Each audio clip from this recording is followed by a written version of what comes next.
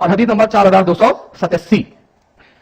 حضرت امام حاکم پوری سند بیان کرتے ہیں فلاں انہوں نے ان سے لکھا، 10 انہوں نے حدیث بیان کی، یہاں تک کہتے ہیں ان عمر بن الخطاب رضی اللہ تعالیٰ عنہ قال، کہتے ہیں حضرت عمر بن خطاب رضی اللہ تعالیٰ عنہ روایت کرتے ہیں قال رسول اللہ صلی اللہ علیہ وسلم، اللہ کے نبی صلی اللہ علیہ وسلم نے ارشاد فرمایا لما افترف آدم الخطیہ، کہتے ہیں آدم علیہ السلام سے جب لرزش واقع ہو گئی کہ آپ نے گندم کھا لیا تھا منع کرنے کے بعد، تو زمین پر آئے اور کہا قال یا ربی، اے پروردگار، اسألوک بحق محمد لما غفرت لی، اے پروردگار میں رسول اللہ کے حق سے اور ان کے وسیلے سے تجھ سے دعا کرتا ہوں کہ میری مغفرت فرما، میری توبہ قبول فرما.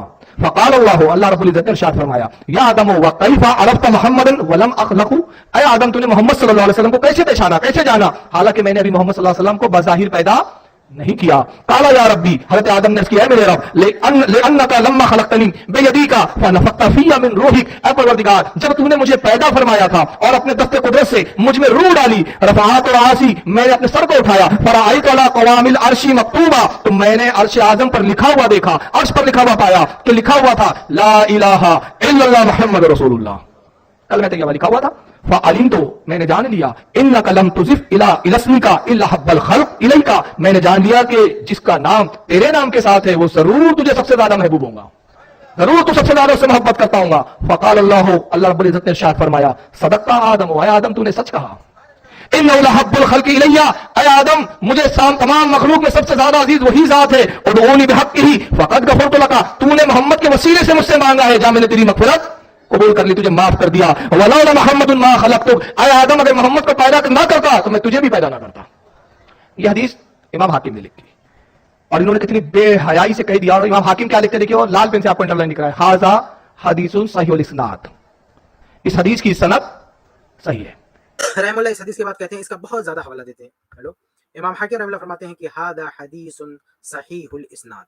تو یہ جو امام حاکم رحم اللہ نے کہہ دیا نا کہ ھذا حدیث صحیح الاسناد، اس کی وجہ سے اس حدیث کا بہت زیادہ حوالہ دیتا ایک طبقہ، ایک گروہ ہے جو بہت زیادہ اس حدیث کا حوالہ دیتا ہے، اور امام حاکم رحم اللہ کی تصحیح کو بہت زوردار انداز میں پیش کرتے ہیں. یہ دیکھو یہ حدیث ہے اور امام حاکم رحم اللہ نے اس کو صحیح قرار دیا ہے. تو اس حدیث کے تعلق سے میں آپ کے سامنے 6 وضاحتیں رکھتا ہوں، اس کو غور سے سنیں تاکہ آپ کو پوری حقیقت سمجھ میں آ جائے کہ اس روایت کا معاملہ کیا ہے. سب سے پہلی بات یہ کہ امام حاکم رحم اللہ جو اس کتاب کے مؤلف ہیں، مصنف ہیں، تو امام حاکم رحم اللہ کے بارے میں بہت سارے محدثین کے ہاں بہت سارے علم کے آپ کو یہ وضاحت ملے گی کہ اس کتاب میں وہ تساہل کے شکار ہوئے ہیں. یہی وجہ ہے کہ امام ذہبی رحم اللہ نے اس کتاب پر دوبارہ کام کیا ہے اور اس کتاب کی تلخیص کی ہے، اور بہت ساری جگہوں پر امام حاکم رحم اللہ کی تصحیح سے اختلاف کیا ہے. امام حاکم رحم اللہ سے اس کتاب میں جو چوک ہوئی ہے سندوں پہ حکم لگانے میں، اس کی وجہ یہ معلوم ہوتی ہے کہ امام حاکم رحم اللہ نے اس کتاب کو فائنل نہیں کیا تھا، اس سے پہلے وہ موت کے شکار ہو گئے، اس لیے بہت ساری کوتاہیاں رہ گئیں. کیونکہ دوسری کتابوں میں، امام حاکم رحم اللہ کی دوسری کتابوں میں ایسی کوئی بات دیکھنے کو نہیں ملتی ہے کہ وہ اس طرح سے ان سے تساہل ہوا ہو، ایسا سو ہوا ہو. ایسی دوسری کتابوں میں ایسی بات نہیں ملتی، بلکہ ان کی جو کتاب ہے نا معرفت علوم الحدیث، بہت ہی زبردست کتاب ہے، حدیث پر بہت ہی زبردست کتاب ہے امام حاکم رحم اللہ کی. تو کلی طور پر امام حاکم رحم اللہ کے تساہل نہیں ملتا ہے، بلکہ وہ حدیث کے بہت بڑے عالم، مصطلح کے علم حدیث کے بہت بڑے جانکار، بہت بڑے عالم ہیں. لیکن اس کتاب کا معاملہ یہ ہے کہ یہ کتاب کی مجموعی صورتحال دیکھ کے لگتا ہے کہ ان سے نظر ثانی نہیں ہو سکی، اس کو شاید فائنل نہیں کر سکے اور اس دنیا سے چلے گئے، اس لیے بہت ساری کوتاہیاں اس میں رہ گئی. تو اسی میں سے یہ روایت بھی ہے کہ امام حاکم رحم اللہ نے اس کو صحیح کہہ دیا، لیکن وہ دھیان نہیں دے سکے کہ اس کی سند میں بہت بڑا پرابلم ہے. یہ پہلی بات کہ امام حاکم رحم اللہ تساہل کے شکار ہوئے اس کتاب میں. اس لیے اس کتاب میں دیکھیں جب بھی اہل علم اس کتاب کی کوئی روایت نقل کرتے ہیں تو کہتے ہیں صح الحاکم ووافقہ الذہبی، کہ امام حاکم نے صحیح کہا اور امام ذہبی نے موافقت کی. تو اس کی تائید لاتے ہیں، امام ذہبی رحمہ اللہ کی تائید لاتے ہیں تاکہ جو تساہل والی بات ہے نا وہ رفع ہو سکے اور پتہ چلے کہ امام حاکم کے ساتھ امام ذہبی رحمہ اللہ نے بھی صحیح کرا دیا. یہ پہلی بات. دوسری بات یہ ہے کہ امام ذہبی رحمہ اللہ، جیسے کہ میں نے آپ کو بتایا کہ اس کتاب پہ امام ذہبی رحمہ اللہ نے کام کیا، اس کی تلخیص کی اور امام حاکم رحمہ اللہ کے احکامات سے بہت جگہوں پر اختلاف کیا ہے. امام حاکم رحمہ اللہ کا جو حکم ہے اسے بہت ساری جگہوں پر اختلاف کیا ہے. تو اس روایت میں بھی اختلاف کیا، بلکہ زبردست اختلاف کیا. امام حاکم رحمہ اللہ نے اس جہاں پہ جو صحیح کہا، تو امام ذہبی رحمہ اللہ کیا فرماتے ہیں؟ امام ذہبی رحمہ اللہ کی کتاب جو تلخیص ہے اور ہندوستانی جو نسخہ ہے مستدرک کا، اس کے ساتھ میں یہ مطبوع ہے، اس میں جلد نمبر 2 صفحہ نمبر 615 پر دیکھیں گے. امام ذہبی فرماتے ہیں قلت بل موضوع، امام ذہبی کہتے ہیں کہ میں کہتا ہوں یہ حدیث من گڑت ہے، موضوع من گڑت ہے. وہ عبد الرحمن واحد اور عبد الرحمن جو اس کی سند میں ایک راوی ہے وہ تو بہت زیادہ کمزور راوی ہے. تو دوسری بات یہ ذہن میں رکھیں کہ امام حاکم رحمہ اللہ نے گرچہ صحیح کہا، لیکن امام ذہبی رحمہ اللہ نے اس کی تردید کر دی ہے اور اسے موضوع اور من گھڑت قرار دیا ہے. اس لیے امام حاکم کی تصحیح کا کوئی اعتبار نہیں رہ گیا کہ امام ذہبی رحمہ اللہ نے اس کو من گھڑت کا اور اس کی وجہ بھی بتا دی، یعنی من گھڑت کا اور دلیل بھی دے دیا کہ ये रावी जो है सख्त ज़ईफ है। तीसरी बात ये कि इमाम हाकिम रहमुल्लाह ने दूसरी किताब में इस रावी की सनद में मौजूद एक रावी के बारे में ये वाजे कर दिया कि वो सख्त रावी है, सख्त ज़ईफ रावी है, और वो झूठी हदीसें, सख्त ज़ईफ हदीसें बयान करता है। यानी इमाम हाकिम रहमुल्लाह की उसूल से, उनके इल्म की रोशनी में, उनकी उसूल की रोशनी में, उनकी दूसरी किताबों की रोशनी में भी ये रवायत खुद इमाम हाकिम रहमुल्लाह की नजर में झूठी है, मनगढ़ंत है। चुनांचे इमाम हाकिम रहमुल्लाह की एक दूसरी जो किताब है मदखल, उसमें इमाम हाकिम रहमुल्लाह ने जिल्द नंबर 100 सफा नंबर 154 पर अब्दुर्रहमान बिन ज़ैद बिन असलम का तज़किरा किया। ये अब्दुर्रहमान बिन ज़ैद बिन असलम वो रावी है जो इस रवायत की सनद में बाकायदा मौजूद है। चुनांचे मुस्तदरक हाकिम की इस रवायत की आप सनद देखेंगे तो उसमें मौजूद है अब्दुर्रहमान इब्न ज़ैद बिन असलम अन अबीही। तो अब्दुर्रहमान बिन ज़ैद बिन असलम एक रावी है जो अपने वालिद से रवायत करता है, इसी सनद में मौजूद है। अब इमाम हाकिम रहमुल्लाह एक दूसरी किताब में मदखल में फरमाते हैं, सफा नंबर 154 पे कहते हैं अब्दुर्रहमान बिन ज़ैद बिन असलम रवा अन अबीही अहादीस मौज़ूअतन, कि अब्दुर्रहमान बिन ज़ैद बिन असलम वो रावी है जिसने अपने वालिद से झूठी हदीसें रवायत की हैं। देखिए इमाम ज़हाबी रहमुल्लाह ने जहां कह दिया ना कि झूठी हदीसें, इमाम हाकिम रहमुल्लाह ने भी कह दिया कि अब्दुर्रहमान बिन ज़ैद बिन असलम वो रावी है जो उसने अब्बा से, यानी अपने अब्बा के तरीक से झूठी हदीसें रवायत करता है। और यही प्रॉब्लम तो यहाँ भी है।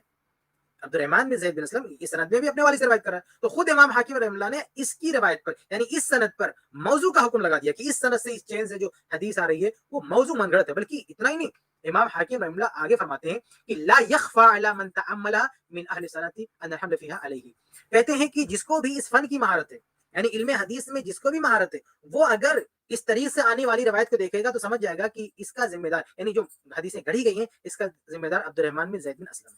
तो इमाम हाकिम रहमुल्लाह ने बहुत ही वाज़ेह तौर पर इस रावी पे जरह कर रखा है। और इस किताब में, यानी अपनी किताब अल-मदखल में, और इस किताब के सफा नंबर 114 पे इमाम हाकिम रहमुल्लाह ने ये भी वाज़ेह कर दिया है, मतलब ऐसा भी नहीं कि इमाम हाकिम रहमुल्लाह ने किसी से नकल करते हुए ये बात कही है।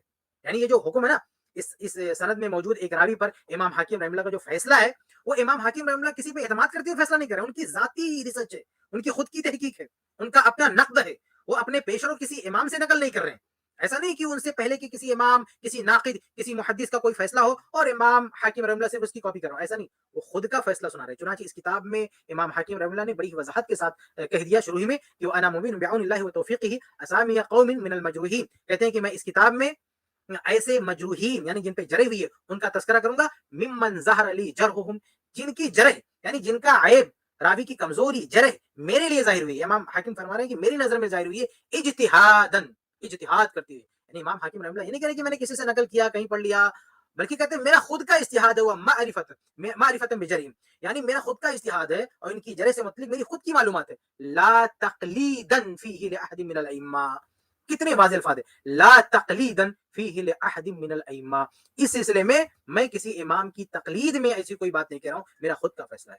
तो ये बहुत अहम बात है कि इमाम हाकिम रहमुल्लाह ने बहुत ही क्लियर अल्फाज में कह दिया कि मेरा अपना इज्तिहाद, मेरा अपना फैसला, मेरी अपनी तहकीक ये है कि ये रावी झूठी हदीसें बयान करता है। ये बयान करने के बाद जो मजरूहीन का तस्करा है ना, उसमें ये भी है, अब्दुर्रहमान बिन ज़ैद बिन असलम है।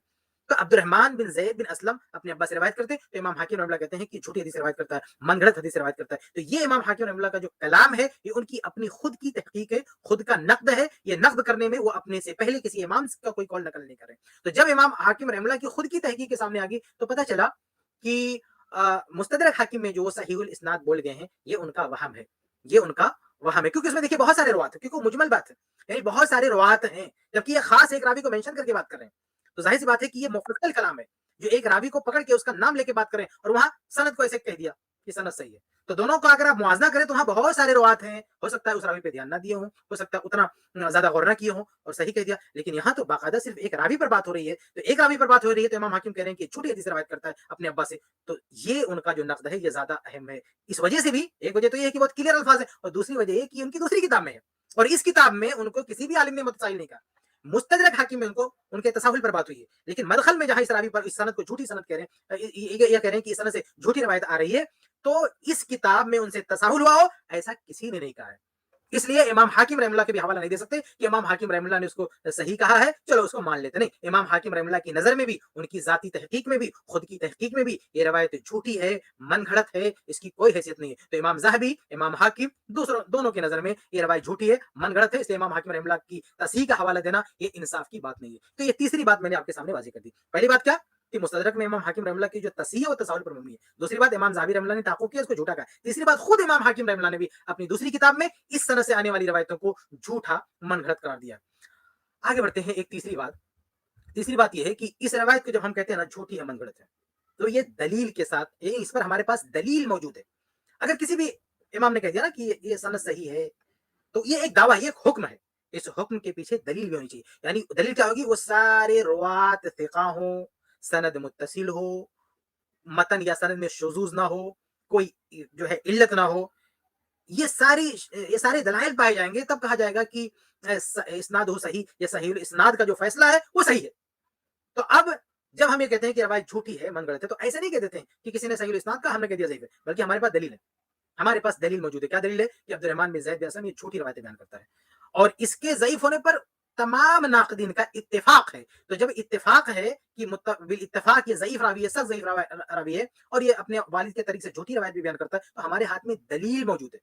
तो जब हम दलील के साथ इस हदीस को ज़ईफ़ साबित कर रहे हैं, तो अब किसी की तस्हीह पेश करना, चाहे वो इमाम हाकिम रहमतुल्लाह हो, चाहे कोई और हो, वो तस्हीह की कोई हैसियत बाकी नहीं रह जाती है अगर हम दलील के साथ बात करें। क्योंकि तस्हीह पेश कर देना ये हुक्म तो है, लेकिन उसके पीछे दलील तब साबित होगी जब इस रवायत को सिका साबित कर दिया जाए। तो ये रवायत सिका साबित नहीं हो पा रहा है, इसलिए सही कहना दलील के खिलाफ है और इसको झूठी कहना, मनगढ़ंत करना दलील के मुआफिक है। इसलिए बात दलील के साथ ली जाएगी, बगैर दलील के बात नहीं ली जाएगी। तो ये चौथी चीज़ है जो मैंने आपके सामने क्लियर किया।